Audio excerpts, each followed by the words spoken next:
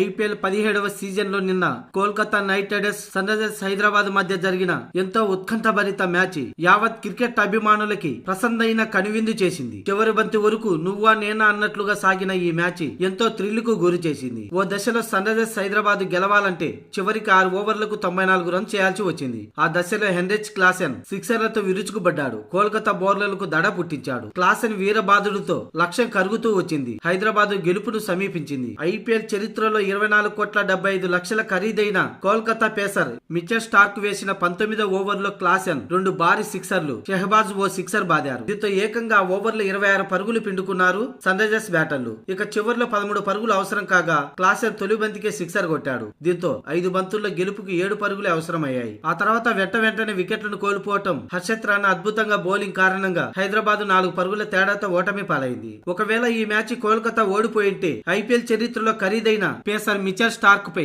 తీవ్ర విమర్శలు వచ్చేటి. తన 19వ ఓవర్లో 26 పరుగులు ఇవ్వడం వల్లే ఇలా జరిగిందంటూ విమర్శలకు గురయ్యేవాడు. మొత్తంగా తన 4 ఓవర్ల బౌలింగ్ కోటాలో 53 పరుగులిచ్చి ఒక్క వికెట్ కూడా తీయలేకపోయాడు.